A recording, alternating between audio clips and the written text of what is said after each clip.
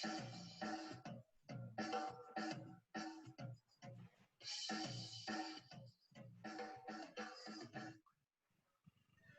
morning, good morning, good morning, good morning, Atlanta. Good morning, Southeast. Good morning to those of you who join us at the live Zoom studio of the Daily Huddle. My name is Giovanni Gonzalez, and I'm always honored to have the opportunity to start the day. You know, it's very easy to take for granted that one starts the day, but a lot of people didn't wake up this morning, and they swear that the next day they were going to wake up. So good morning. Great to be with you. Thank you for being here. You could be anywhere and you choose to be part of the Daily Huddle family. And I am honored, Sorrel and I are honored to have the chance to see your beautiful faces this morning. We say here that the way you start your day gives you the rest of your day. So we make a little bit of emphasis on how to start the day. So let's see if we have been training ourselves. Sorrel, how are you today? I am the way I say I am. Exactly. You get to say it. You like Sorrel likes to say it. You get to say it. Say something else, like Sorrel likes to say. Let's see, Mark. What time is it? It's right now. That's about it. Right. Andrea, what day is today? Today is today. Mary Campbell, where are you? I am here. Right where you need to be. And it's always an honor to introduce America's executive coach, someone who has made a profound difference in my life. As I like to say, there was the way I lived my life before I met Sorrel, and then there is the way I live my life now after I met Sorrel. Sorrel, thank you for your mentorship and your love for so many years. Thank you for being America's executive coach. Good morning, Sorrel. Good morning, Giovanni, and thank you for giving me life, because the difference anybody gets to make, the difference I get to make, I don't get to do that unless somebody else like you is around. And you are the #1 transformational leadership coach, and I'm grateful to be your partner in creating the Daily Huddle. You know, I was talking to Giovanni this morning, and I said, Gio, I'm sad. And it's not like sad, but it's the kind of feeling that I'm getting in the presence of the commitment that someone like Martin Luther King, or like Malcolm X, or like Jim Baldwin, the kind of stand that they had. And I'm sitting there wondering, it's like, oh my God, could I ever stand that way? And when I got present to, they were in their 20s and they were standing for something and they knew they could die for it. And so I'm present to the opportunity that we each have this morning to be that kind of a stand for ourselves, for others, and for life itself. And I'm also present to the fact that our guest speaker this morning, Amber Lyons, is that kind of stand. Amber is from Brooklyn, New York. She's a native of Brooklyn, New York. And if you go the route that everyone goes, you can tell yourself that if you've made it there, you can make it anywhere, right? So when Amber transitioned to Atlanta in 2011, she became an ordained elder serving at Spirit and Truth Worship Center in Loganville, Georgia, under the leadership of her pastors, Curt and Nedra Buckmire. Amber emerged from a dark place in her life as a successful survivor and thriver with a passion to help others, those who are suffering in silence. Amber is the CEO and founder of a company she calls From Pain to Purpose, Inc. And Amber runs this nonprofit organization as her commitment to end domestic violence for teens who are victims of violence in dates. And she runs that as an awareness advocacy group within the community. From Pain to Purpose was originally birthed with the vision to aid and support domestic violence victims and children suffering in silence. And since then, it's become much more. Amber's work is now a community-based resource working with organizations, churches, businesses, and schools to educate, equip, empower, and encourage the community at large pertaining to the intervention and prevention of domestic violence, teen dating violence, abuse, anti-bullying, cyberbullying, and other critical community issues. So when my thoughts went to James Baldwin this morning, to Dr. Martin Luther King, and to countless others who stood, Gandhi, Giovanni Gonzalez, Rose Hampton, my thoughts also went to you, Amber. I honor your stand, and I welcome the voice that your stand gives to the Daily Huddle today. Welcome home. Good morning. Good morning, Sorrel, and thank you so much for having me. Good morning, Giovanni, to Mark, to everyone that is here, Andrea, to all of those that actually are joining me, who I've invited to be a part of this broadcast today. It is my honor and privilege to be able to share on the Daily Huddle today.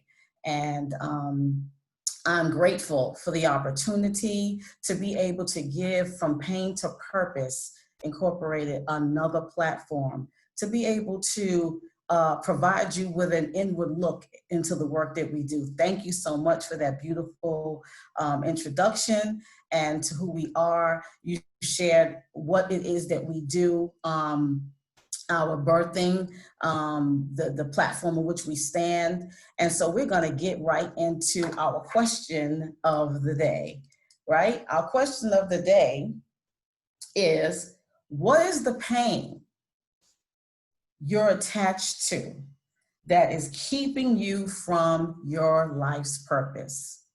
Now, for many of us to be able to say that we know what pain is, I think everybody around the world could raise their hand, young and old, because it does not matter what your age or what your background, what your culture, what your economic status is, what your religion is. I think that pain is something that we can all say we are acquainted with or have been acquainted with, or unfortunately may become acquainted with yet again in life.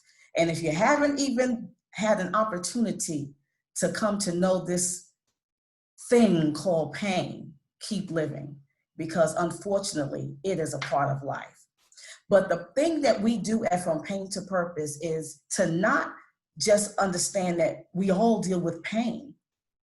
And although our platform may be to speak about the pain and deal with the pain and help transition from the pain of people who have been victims of domestic violence, teen dating violence, anti-bullying, all of these social ills, but we want to help you transition from that place of pain.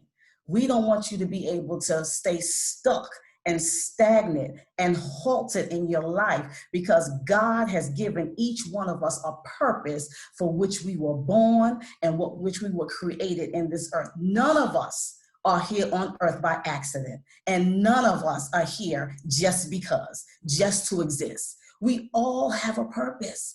And the thing about that is, some of us don't know our purpose, 40, 50, 60 years old, and still have not become acquainted with our purpose because we're still stuck in pain. But we don't have to stay stuck in pain. We can transition from a place of pain to a place of purpose. And that is what we're going to talk about today. The things in life that hold us. Sometimes the pain may be an acute pain. There's various forms of pain. It may be acute. It may be sharp and sudden. It may be something that is chronic. a pain that you've been dealing with for many years, different types of pains in your body, different diseases that become chronic and they give you pains throughout your body. You deal with different pains such as, a phantom pain. If you had a surgery and had a part of your body or a limb removed, sometimes you'll feel pain from that area, or aching or numbing from that area. And there's so many different types of pain that we go through in life, and that we feel, and we think about pain physically. But how about there are people that are in pain emotionally, mentally, psychologically, spiritually? There's people that are in pain who have dealt with all kinds of pain, financial pain. We're in the midst of COVID-19. We're in the midst of a time where people are in a lot of pain all over the world. They are in financial distress. People are losing their jobs. They are in, presently, I was furloughed personally for 2 months, where we were not laid off, but we actually were, worked from home for a couple of weeks in March until the end of March 31st. And then on April 1st, we were furloughed, and I went back to work June 1st, working from home. So I was furloughed for 2 months. The rest of my team was furloughed for 3 months. There are people who are still on furlough who have not been brought back. And then there's people who've been laid off. Their jobs are gone, periodly. There are people that are in pain every day during this time. People are in pain from physical pain, from being sick, from getting the virus. My own sister ended up with COVID-19. She is a frontline essential worker, and she ended up contracting COVID-19 coronavirus because she was putting her life on the line every day, going into the nursing home where she has worked for 15 plus years, going in and taking care of the elderly and taking care of the people who were sick. And I remember when there was one person that had got, the first person that got COVID-19 in her job. Before you knew it, it had spread so far and wide. It's now over 100 patients who've contracted. Some of them had died. Then you have employees, 30 or more, who have contracted it. And yes, it came and hit home. The pain hit home. It came to our family, and my sister contracted COVID-19. But guess what? God is good. We prayed for her. We rallied around her. We could not be with her because she had to isolate for 14 to 15 days, but she did not end up in the hospital. She did not end up on a ventilator like so many did. She did not succumb to this virus, and she had underlying health conditions, but God is so good. He kept her through that pain and brought her to a place of healing, and she's at the place where she's like, I feel like a new woman. So how about that in the natural? So it is in our spiritual life. We have to be able to move from those places of pain that have held us back in our lives, and those places of pain where somebody abused you, or from Pain to Purpose deals with domestic violence victims, teen dating violence victims. We see so much violence and abuse in young people's relationships today. That ought not to be. Our goal is to help them to come to a place of being able to have a healthy voice, to educate them, to celebrate their gifts and talents, and to be able to cultivate love and healing through our youth program, which is called Healing Pain Through the Arts. We use the arts as a cathartic tool to be able to help our young people heal pain or transition from places of pain that they have gone through, that they have experienced. And yes, our young people are in pain too. A lot of times we are so caught up with what we're going through, like during this pandemic and in the shutdown, when in shelter in place, parents were so caught up with their own emotions, their own traumas, their own job loss, their own financial distress, their own situations that they were going through, till our children and our youth took a back burner. They were also distressed with having to teach them, help with them with their online learning and their digital learning, and be able to stay on top of that. And some of them were working at home and trying to balance that. It was just a lot of discomfort, dis-ease, and which causes pain, mental anguish. It causes emotional distress. All of these things that we're going through, and our young people are in the midst of that. And one of our goals in Healing Pain Through the Arts is to raise up our village and understand that our youth matter too. Our youth, we speak about youth in all capital letters when we say our, O-U-R. What does that mean? It means outstanding, unique, and refined. Our young people are outstanding. You've never seen a generation of people that are so advanced technology, that are so witty and quick-witted. And so, they don't have no filter sometimes. But yes, at the same time, it takes a special person to be able to communicate with them, to let them know that they're valued, to let them know that they're important, to let them know that they have a voice. We do that at From Pain to Purpose. We let them know that what they have gone through matters.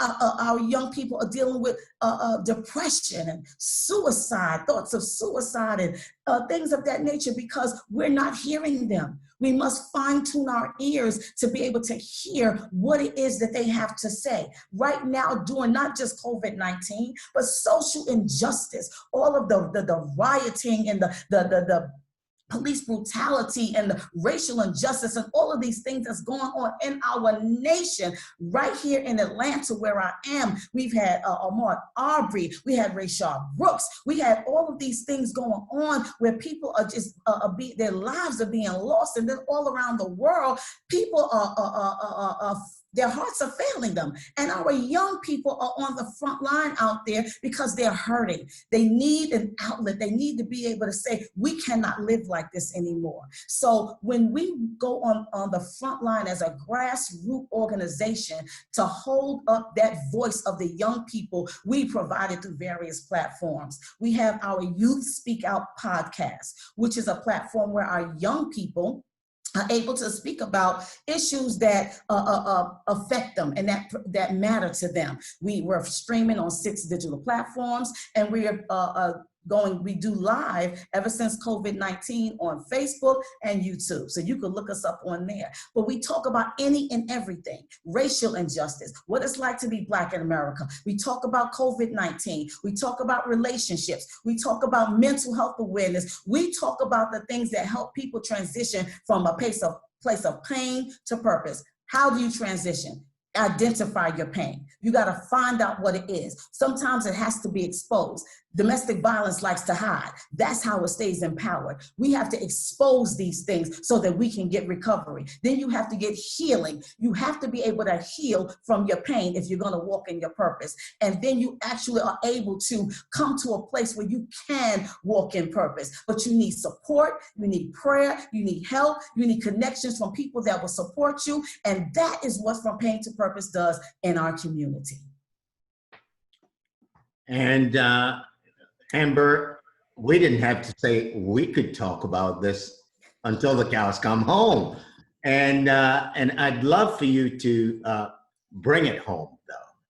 So would you please share with us, what is the greatest pain you personally have had to deal with? Oh my goodness. How did you transform your pain to purpose?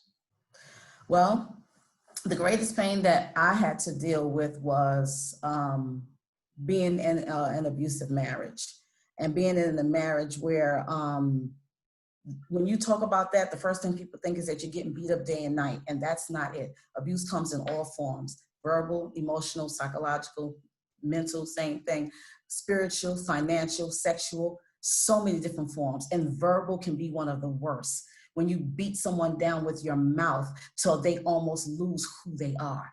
And one of the things that people have to understand is with my pain, I had to go to counseling and get help. My children had to go to counseling in order to get help. And that's one of the ways that we have to heal sometimes, get that help. I was able to do that, and they saw my progress, and all I wanted to do was help other people in that pain. So I was able to become one of their greatest clients back in New York, and of the Family Justice Center, who helped domestic violence victims. And that is how I transitioned to be able to take the pain that I went through and turn it into purpose. God gave me that name, From Pain to Purpose, just like he gave me Healing Pain Through the Arts for our youth. Thank you, Amber. Amber, I want to acknowledge your courage You know, it takes something to deal with pain, but it takes even a greater courage to acknowledge the pain and to Yes. go through whatever you need to go through to transform that pain to purpose. Also acknowledge your purpose and your commitment to the youth and to women and the victims of domestic violence. And now I want to give the rest of the studio audience an opportunity to get a piece of you. Jill, go ahead. Yeah, thank you, Sorrel. Thank you, Amber. Yes, I was in the spirit of keeping it home, right? As Sorrel was pointing to, there was that moment for you. Human beings have this unbelievable space to tolerate pain. Mm-hmm. Like there's really no rock bottom. We can keep going lower and lower. And what was the insight that you were able to that you came with? You know, maybe you bump up against that. Were like, I'm not going to continue what I'm doing now. I'm going to look for help. I'm going to look for a different angle.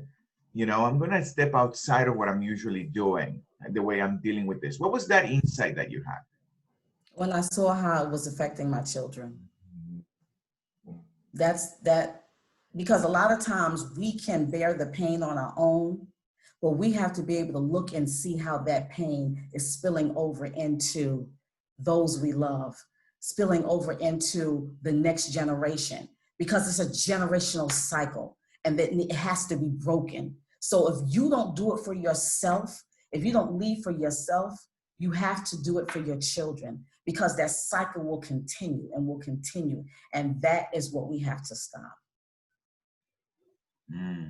So you saw that you could keep tolerating the pain for whatever the reason is, but you did not want that for the children anymore. Not anymore. They had already sustained enough scars, you know. So no, I didn't want that anymore. Wow. Never wanted it. But you know, life happens, and we have to find our way through the dark into the light. And then when we come to the light, we can be able to help others. Yeah. So as other questions show up, I had one more question. So that you went to have that insight, you took an action that was different, and it began to create an opening in your life. And that opening, what I'm hearing today, is purpose. Purpose was available, right? And now I would assume that as a human being, at the beginning, it's like you go back to that light, but then you can't come out again through purpose. What were the structures or what were the actions you took to stay on purpose, to like be able to maneuver with your own humanity and become someone who lives on purpose? Well, you say you come out, you go back, and that's exactly it. You do that. A domestic violence victim returns back approximately almost 7 times. And it's because of many different things. And us with pain, you know, sometimes things are not good for us. But you have to be able to understand that every step that you take, you have to begin to celebrate it. Because sometimes you're going to take 2 steps forward and 1 back. But celebrate that 1 that you still have. Beat ourselves up, and people around us beat us up. I sustained a lot of hurt from people around me as well. So you're fighting through the pain that you're going through, and then you're fighting through the talk.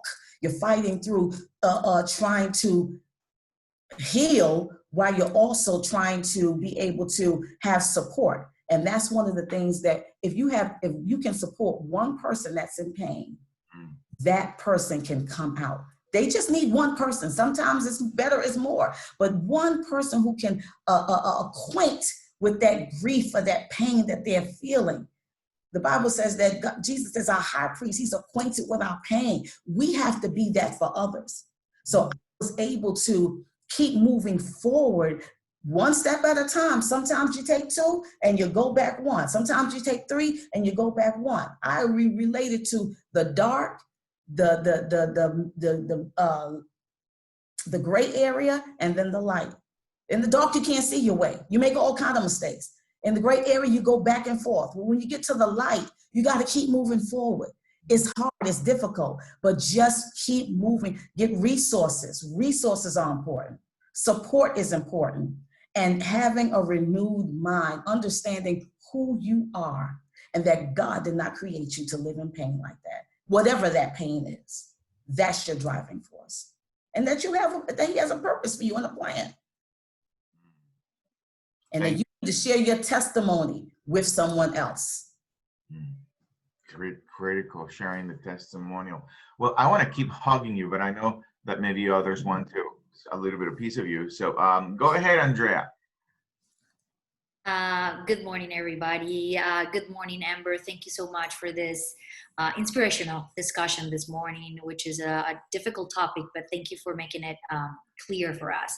My question is related to I usually ask this question to see if there are any similarities, characteristics in people that you have seen have been able to move from pain to purpose. Do you have any commonalities or characteristics that those type of people are able to overcome or manage the pain and find purpose? Well, pain management is something that we're often very good at. So we want to move from that to healing.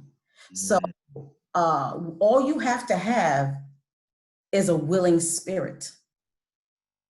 You have to be able to understand that you don't deserve to live in pain.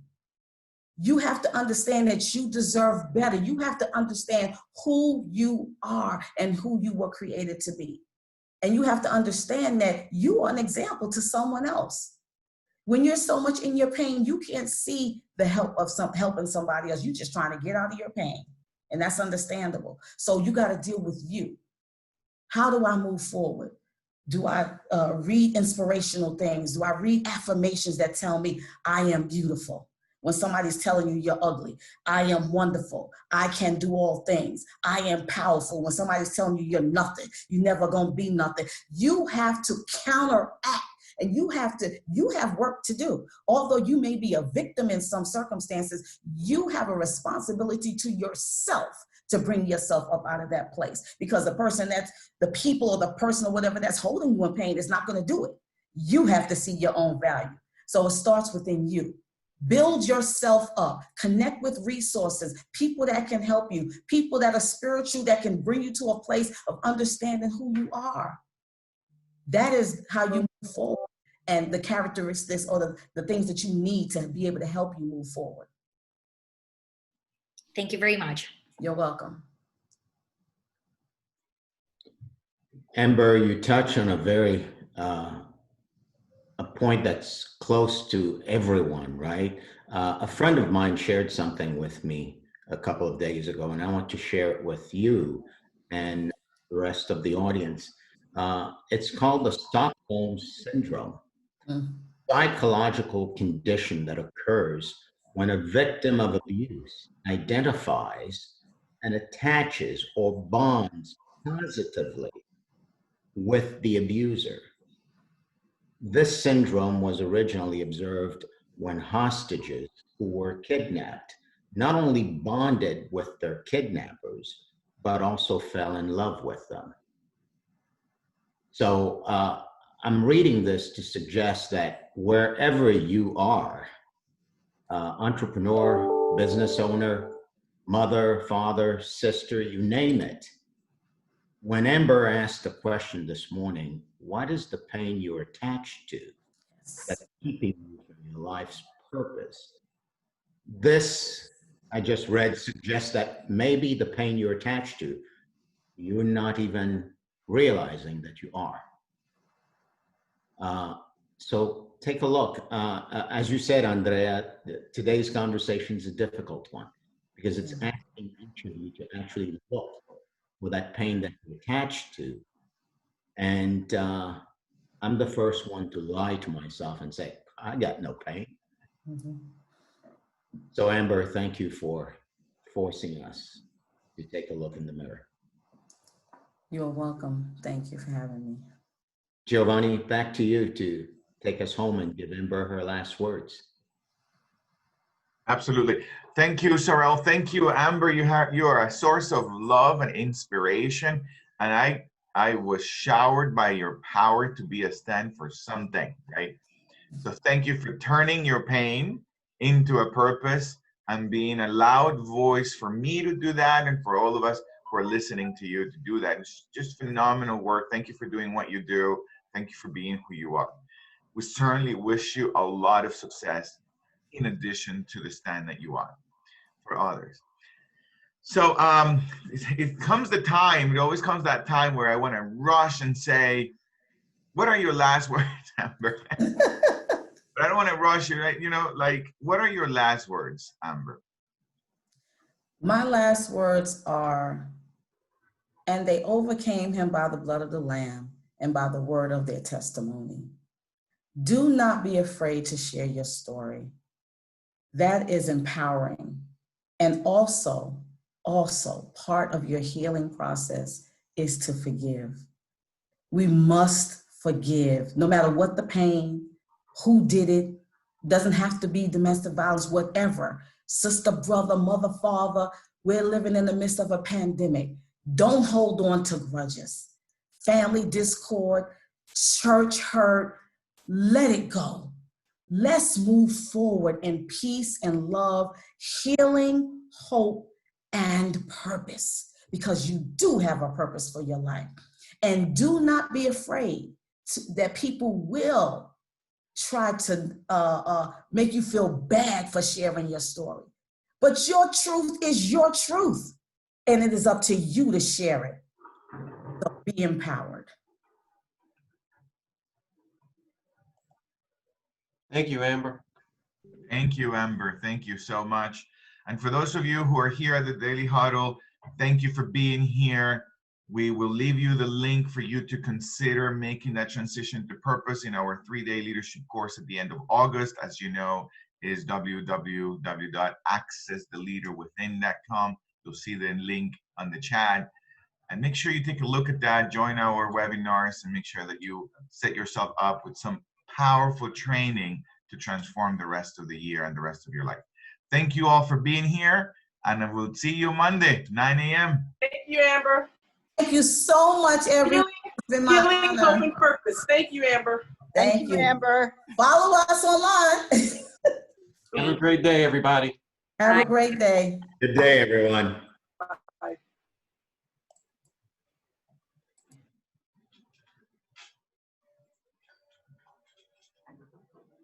Bye-bye, everybody. Bye-bye, bye-bye. Thank you.